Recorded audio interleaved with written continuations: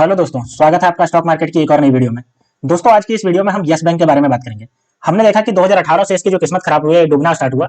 वो जो इसका क्राइसिस है वो 2020-2021 तक आपका चालू रहा और उसके बाद आपका जो आरबीआई के इसके बाद इसमें दखल दिया गया और आरबीआई ने इसको जो है बेल आउट किया और इसको क्राइसिस से बाहर निकाला।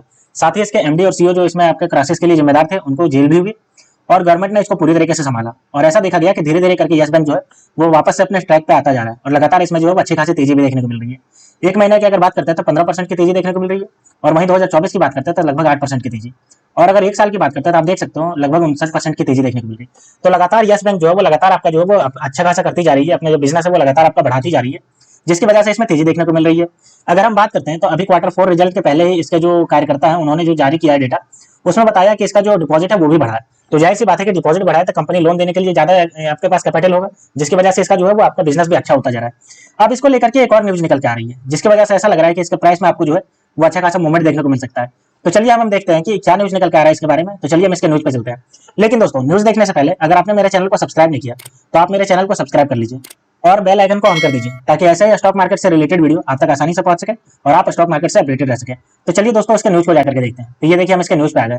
तो देखिए, race for Yes bank, Japan MUFC SBG SMBC weigh majority stake बायोटिन लेंडर्स। देखिए, इसका जो यस बैंक है इसको बेल आउट किसने किया था उस समय आरबीआई यानी कि गवर्नमेंट ने अपना स्टेक खरीदा था इसमें और इसको डूबने से बचाया था। तो अब जो है वो गवर्नमेंट जो है वो 3 साल का जो लॉक इन पीरियड है वो खत्म हो गया है।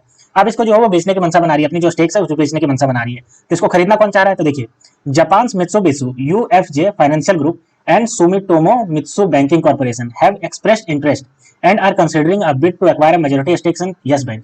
For people familiar with the development set. देखिए, जापान की दो आपकी बैंक है, एक आपकी ग्रुप है ये Japan Mitsubishi UFJ financial group और दूसरी जो है वो आपकी सुमितोमो मित्सु बैंकिंग कॉर्पोरेशन। ये आपका खरीदने के इसमें स्टेक जो है वो मंशा बना रही है और इसके लिए आपका इंटरेस्ट दिखा रही है। Another company from the Middle East have also interested, according to 3 of the people citing above. The development comes amid the State Bank of India led consortium which bailed out the lender in 2020 is now exploring a plan to sell its stake. अब देखिए, जब इसका crisis हुआ था उस समय state bank of India यानी कि आपकी सरकार का जो बैंक है उसने जो था इसको आपका खरीदा था स्टेक और इसको बेल आउट किया था, उस समय इसके क्राइसिस से बाहर निकाला था, बैंक को बचाया था। लेकिन अब जो है वो इसको बेचने का प्लान कर रही है, अपना जो भी स्टेक्स है उसमें बेचने का प्लान कर रही है। अगर हम अभी की बात करते हैं, at the end of the Friday trading Yes Bank has a market value of 69,762 crore का इसका मार्केट कैप है अभी। The current level a majority stake of at least 51% would be worth 35,578 crore. SBI is the largest share holder with the 26.13%। देखिए, इसका जो total आपका जो market cap है वो आपका 69,762 करोड़ है। वहीं अगर हम बात करते हैं 51% स्टेक का तो 35,578 करोड़ का है, जिसमें से आपका एसबीआई जो उस समय बेल आउट किया था तो उसको जो स्टेक खरीदना पड़ा था वो 26.13% का स्टेक खरीद करके इसको बेल आउट किया था। तो वही अब इसको जो है वो बेचने के फिराक में ये कह रही है कि अब इसको बेचना है। These are very early day in the deal, and the MUFC and the SMBC are evaluating the opportunity. Though they have not taken a final call, both are new to bolster presence in the growing market like India. One of the people cited above. देखिए, ये जो है अभी early development में, यानी कि ये जो जापान की दो बैंक हैं आपकी, एक MUFC और दूसरी SMBC, ये जो है वो अभी इवेल्युएटिंग अपॉर्चुनिटी कर रही है, यानी कि पूरी तरीके से फाइनल कॉल नहीं लिया है कि इसको खरीदना ही है, लेकिन दोनों सोच रहे हैं कि आने वाला समय जो वो इंडिया मार्केट बहुत ज्यादा बढ़ने वाला है, जिसकी वजह से वो बैंकिंग को इसको खरीदना चाहते हैं। अगर हम आगे बात करते हैं, 2 other people also confirmed that MUFG and SMBC were in the ferry for the proposed deal and that initial disclosing have begun. They added that the deal would require the approval of the Reserve Bank of India. यानी कि इसके अंदर के bank के अंदर के दो आदमी ऐसे हैं जो कंफर्म करने की, ये जो आपके जापान के दो बैंक है ये आपको खरीदने की बात कह रही है, लगभग कंफर्म है और रिजर्व बैंक ऑफ इंडिया से इनका अप्रूवल मिलता है ये जो खरीदेंगे। The exact quantum of stake in Yes bank to be sold और which investor are willing it sell is not immediately clear. यानी कि अभी कितना स्टेक आपकी जो आरबीआई है, एसबीआई जो है वो आपको बेचेगी और कितना आपको खरीदेगी ये अभी क्लियर नहीं है, लेकिन आपका आने वाले टाइम में आपको जो वो क्लियर होता हुआ दिखेगा। Several emails required send to spot person of the Yes bank SBI and the SMCC remain unanswered. यानी कि इसको लेकर के ईमेल भी लिखा गया कि इसके बारे में आप कुछ बोलना चाहते हैं, तो ना तो यस बैंक ने कुछ बोला, ना एसबीआई ने कुछ बोला, ना तो आपके जापान बैंक आपका एसएमबीसी इसने भी कुछ बोला। और अगर बात करते हैं spokesperson from the SMBC decline to comment, और एमयूएफजी के आपके जो स्पोक्सपर्सन है उसने भी डिक्लाइन कर दिया कि इसके बारे में कुछ नहीं बोल रहा है। Incidentally, Japan Mizuho Bank is also betting big on the India of his infuse of 4,100 crore in its domestic branch in November. In February, it made a strategic investment of 1,200 crore in credit sanction India. देखिए, अगर हम आगे बात करते हैं तो Japan की एक और बैंक है जापान मिजुहो बैंक, ये भी आपका जो है 4,100 करोड़ का डोमेस्टिक इन्वेस्टमेंट आपका इंडिया में कर चुकी है आपका ब्रांच बनाने के लिए और 1,200 करोड़ का आपका जो है वो क्रेडिट सैंक्शन कर चुकी है। तो आप देख रहे हो जापानी जो है वो लगातार आपका इंडियन मार्केट में अपना दाव जमाए जा रहे हैं और अपना इंडियन मार्केट का जो ग्रोइंग फैक्टर है उसको देख करके ये चाह रहे हैं कि इंडिया जो ग्रोइंग आपका इकोनॉमी है इसमें हम जो है अपने हिसाब से आपका पैसा जनरेट कर सके। तो दोस्तों ये पूरी न्यूज निकल के आ रही है कि बैंक जो है यस बैंक जो है वो आपकी बिकने वाली, इसका जो स्टेक है आपका जो उस समय एसबीआई ने लिया था इसको बेल आउट करने के लिए, वो आपका बेचने के फिराक में है। और इसको खरीदने में सबसे आगे जो दौड़ है वो आपका जापान की बैंक है, इसको दौड़ लगा रही है।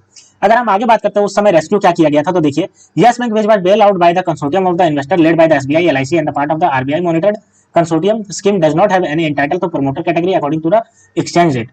The other investor who participated इनको HDFC bank, ICICI bank, Kotak Mahindra bank, axis bank and the IDFC bank. देखिए उस समय एसबीआई, एलआईसी और आरबीआई ये तीनों ने मिलकर के इसको बचाया था। साथ ही अगर प्राइवेट प्लेयर की बात करते हैं तो एचडीएफसी ने बैंक ने बचाया था, ICICI bank, Kotak Mahindra, axis bank और आपका जो है वो आपका देख सकते हो आईडीएफसी बैंक, ये सब ने मिलकर के बचाया था उस समय। और उसके बाद अब जाकर के 3 साल का इसका लॉक इन पीरियड जो है वो आपका खत्म हो गया है। आप देख सकते हो यहाँ 3 ईयर लॉक इन पीरियड जो है वो आपका 2023 मार्च में खत्म हो गया, तो आप इसको बेच सकते हैं। ठीक है, अब चलिए हम देखते हैं कि ये जो है वो इसका कैसा परफॉर्मेंस रहा है आपका, इतना आपका जैसे ही क्राइसिस खत्म हुआ तो उसके बाद से इसमें कैसा परफॉर्मेंस रहा है और इसका फंडामेंटल में क्या परफॉर्मेंस रहा है। तो ये देखिए हम यस बैंक लिमिटेड के आ गए फंडामेंटल पे, तो अभी जो इसका प्राइस है वो देखिए 24 रुपया 20 पैसे पहुंच गया। एक समय जब इसका क्राइसिस स्टार्ट हुआ था तो 2020-21 के आसपास ये 10 रुपये से भी नीचे चला गया था, लेकिन अभी ये बढ़ता बढ़ता 24 रुपया 20 पैसे पहुंच गया है। मार्केट कैप देखिए 69,705 करोड़ का मार्केट कैप है। आरओसी आप देख सकते हो 4.94% से बढ़ रहा है, जो कि आपका नेगेटिव में चला गया था उस समय क्राइसिस के टाइम पे। और 1.99 आरओई। हाई और लो की बात करते हैं तो 32.80 इसका हाई और 14.10 इसका लो।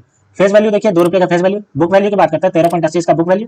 और ईपीएस की बात करते हैं तो 0.36 इसका ईपीएस चल रहा है। अगर हम बात करते हैं 1 साल के चार्ट पैटर्न, तो देखिए 1 साल पहले ये 15 रुपये 35 पैसे 13 अप्रैल 2023 को ट्रेड कर रहा था और मैक्सिमम जो गया वो आप देख सकते हो 21 रुपये 40 पैसा 9 फरवरी 2024 को गया। उसके बाद इसमें करेक्शन देखने को मिला और 24 रुपये 25 पैसे पर पहुंच गया। तो आप देख सकते हो कि लगातार इसका जो बढ़ा है और बीच में आपको करेक्शन देखने को मिला। क्वार्टरली रिजल्ट को इसको देख लेते हैं, क्वार्टरली कैसा परफॉर्म किया है। तो सबसे पहले रेवेन्यू की बात करते हैं तो आप देख सकते हो 2020 में जब इसका क्राइसिस चल रहा था 5,321 करोड़ है। उसके बाद अभी देखिए आपका जो है वो 6,989 करोड़ पहुंच गया है। अब अगर इसके नेट प्रॉफिट की बात करते हैं तो नेट प्रॉफिट आप देख सकते हो कंपनी जो है वो मार्च 2021 में 3,791 करोड़ के लॉसेस बुक की थी और उसके बाद देखिए सितंबर 2023 में 229 करोड़ के प्रॉफिट और अभी 243 करोड़ का प्रॉफिट। तो लगातार ये जो कंपनी है वो धीरे धीरे अपना प्रॉफिट बढ़ाते जा रही है। तो ये आपका जो है वो क्वार्टरली रिजल्ट में प्रॉफिट साइन नजर आ रहा है कि पॉजिटिव है। अगर प्रॉफिट एंड लॉस की बात करते हैं तो आप देख सकते हो रेवेन्यू सबसे पहले बात करते हैं तो रेवेन्यू देखिए आपका मार्च 2020 के आसपास बात करते हैं 26,052 करोड़ था, वहीं अभी देखिए 26,366 करोड़ पहुंच गया है। अगर हम बात करते हैं इसके नेट प्रॉफिट की तो नेट प्रॉफिट भी देखिए इसका, अगर हम बात करते हैं 2020 मार्च की तो 16,433 करोड़ का नेगेटिव में था और अभी आप देख सकते हो 1,024 करोड़ का ये पॉजिटिव में पहुंच गया है। तो प्रॉफिट एंड लॉस स्टेटमेंट पे इसका जो है वो आपका पॉजिटिव डायरेक्शन में पहुंच गया है। अगर हम बात करते हैं ग्रोथ परसेंटेज की तो देखिए सेल्स ग्रोथ सबसे पहले बात करते हैं तो जहां 3 साल में ये -4% से बढ़ रहा था, अभी आप देख सकते हो 23% से बढ़ रहा है। प्रॉफिट ग्रोथ की बात करते हैं तो 3 साल में आपका 27% से बढ़ रहा था, वहीं अभी देखिए 14% से बढ़ रहा है। और अगर सीएजीआर की बात करते हैं तो जहां ये 3 साल में आपका 18%, वहीं आपका देखिए स्ट्रॉन्गली 58% से बढ़ रहा है। और अगर रिटर्न ऑन इक्विटी की बात करते हैं तो -2 से आपका बढ़ करके ये 2 में पहुंच गया है। तो आप देख सकते हो कि धीरे धीरे बैंक जो है वो अपना बढ़ाती जा रही है, अपना बिजनेस बढ़ाती जा रही है और धीरे धीरे करके ये प्रॉफिट में आती जा रही है, अपने क्राइसिस से जो है वो बाहर निकलते जा रही है। अब चलिए हम इसके शेयर होल्डिंग पैटर्न को देखते हैं। तो यहाँ पे देख सकते हो एफआईआई के पास जो है वो आपका देखिए 23.79% का स्टेक है। वहीं डीआईआई की बात करते हैं तो सबसे ज्यादा डीआईआई के पास है, क्योंकि क्राइसिस के समय उन्होंने इसको बेल आउट किया था 41.98% का। अगर हम गवर्नमेंट की बात करते हैं तो 0.01% का है और अगर हम पब्लिक की बात करते हैं तो पब्लिक के पास देखिए 34.21% का स्टेक है। तो आप देख सकते हो कि लगातार जो है वो इसका जो परसेंटेज है वो बढ़ता ही जा रहा है। अगर हम बात करते हैं डीआईआई तो डीआईआई के पास देखिए पहले 37 था, उसके बाद 40 हो गया, फिर आपका देखिए 41% हो गया। तो दोस्तों ये पूरी न्यूज निकल के आ रही थी यस बैंक के रिगार्डिंग कि यस बैंक में जितना आपका क्राइसिस के समय पे चाहे आरबीआई हो चाहे एसबीआई हो या फिर जितने भी प्राइवेट बैंक है वो सबने इसको जो बाहर निकाला था अपना स्टेक खरीद के, वो अब 3 ईयर का लॉक इन पीरियड इसका खत्म हो गया और जिसकी वजह से ये जो अपना स्टेक है बेचने की फिराक में है। और ये जो खरीदने के लिए बात करें तो सबसे ज्यादा जो आगे वो आपका जापान के जितने भी बैंक है वो सबसे आगे आकर के बढ़ चढ़ के इसमें खरीदना चाह रही है। तो दोस्तों ये थी पूरी न्यूज जो आपका यस बैंक को रिगार्डिंग लेकर के निकल के आ रही थी। तो दोस्तों ऐसे स्टॉक मार्केट से रिलेटेड वीडियो देखने के लिए आप मेरे चैनल को सब्सक्राइब कर लीजिए। तो मिलते हैं दोस्तों नेक्स्ट वीडियो में, तब तक के लिए स्टे ट्यून्ड, थैंक यू।